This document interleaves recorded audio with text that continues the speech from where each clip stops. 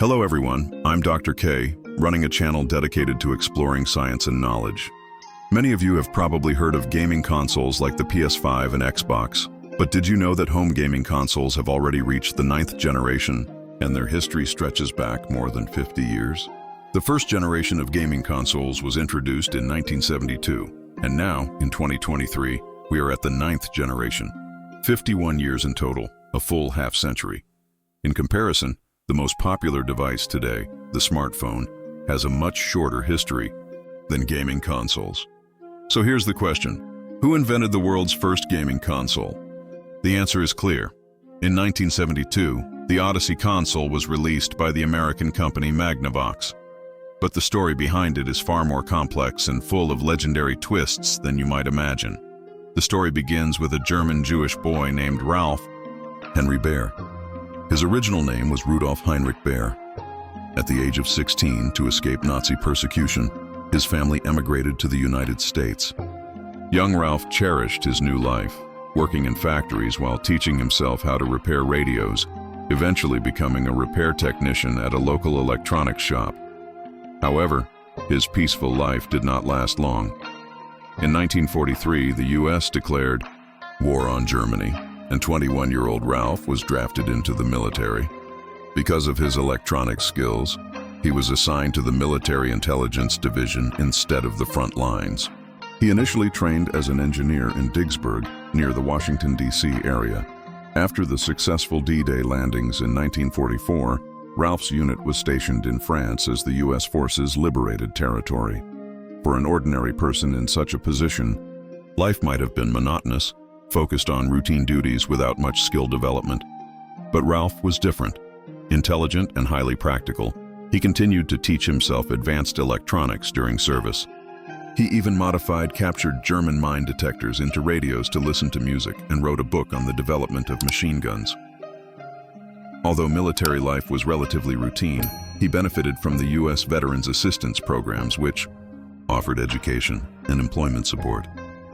In 1949, after being discharged, Ralph enrolled in the Television Technology Institute in the U.S., earning a degree in television engineering.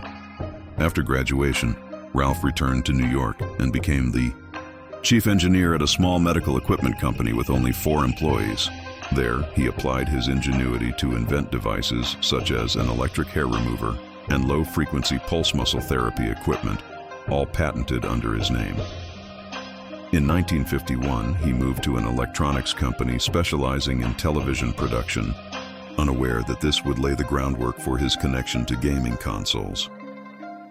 During Ralph's work in television, British scientists had developed a computer called Nimrod, which ran a game called Nim. The game itself had been around since 16th century Europe, and while Nimrod was simple, it had no display and only a few lights. It drew significant public attention at exhibitions. Ralph was fascinated. He thought, television isn't just for watching shows. Why not use it to play games? This idea sparked his vision for a gaming television. However, when he presented the idea to his company's chief engineer, he was dismissed. "Have you finished your current work? Why bother with this?" Realizing that the company could not support his vision, Ralph moved to a semiconductor company to gain more experience, though he still couldn't realize his dream. Later, he joined Sanders Associates, a defense contractor specializing in military electronics, where he worked for 10 years. In 1966, while waiting for a colleague at a New York train station, Ralph suddenly remembered his old idea for a gaming television. By then, televisions were widespread, with over 40 million units in American homes. Ralph decided to modify his approach. Instead of creating a full gaming TV, he would invent a gaming console that could connect to any TV. Plug it in, and you could play games, making it affordable and accessible to households. Ralph drafted a 4-page paper and designed diagrams describing how 2 knobs could control 2 moving lights, creating the first home gaming console prototype, the Brown Box, which included a game called Chase. He presented his work to the company's R&D director, Herbert Kampman, who was impressed and approved a $2,500 development budget and a project team. The team went on to invent a light gun peripheral, design 16 games, and even experiment with adding a third light point for more engaging gameplay. However, the brown box faced two issues. The graphics were simple, and the price had to remain low. By using existing TV components, production costs were kept around $15, but making the graphics more dynamic remained a challenge. Ralph ingeniously proposed that the console could overlay game graphics onto a television signal, using the TV for background visuals. Despite technical limitations, he partnered with a New York cable company, Telepror, for experiments. The collaboration failed due to economic downturns, but Ralph persisted, seeking a TV manufacturer. After several attempts, he found Magnavox. Founded in California in 1911 as a radio research lab, Magnavox had developed the world's first electric telephone and speakers, with strong technical capabilities. Through the introduction of Bill Enders, Ralph presented the brown box to Magnavox CEO Gary Martin, who immediately decided to invest $1 million. In January 1971, Sanders and Magnavox signed a preliminary agreement, and Ralph's team delivered the design data. Magnavox engineers restructured the circuits and used electrostatic transparent sheets to solve background display issues, while also converting games to a cartridge-based system. By December 1971, the consolidated gaming console was ready for the market as the Odyssey. In August 1972, Magnavox officially released the Odyssey console. While it wasn't the first electronic device capable of playing games, two-player tennis in 1958 and Space War in 1962 had already existed. Those earlier systems were expensive and limited to laboratories. What made Odyssey revolutionary was its home accessibility. Priced at $99, roughly one-tenth of the average American household's monthly income, it brought video games into thousands of homes. In its first year, sales ranged from 70,000 to 100,000 units. By its discontinuation in 1975, total sales reached 350,000 units, with a production cost of $37, yielding a $62 profit per unit, totaling approximately $21.7 million.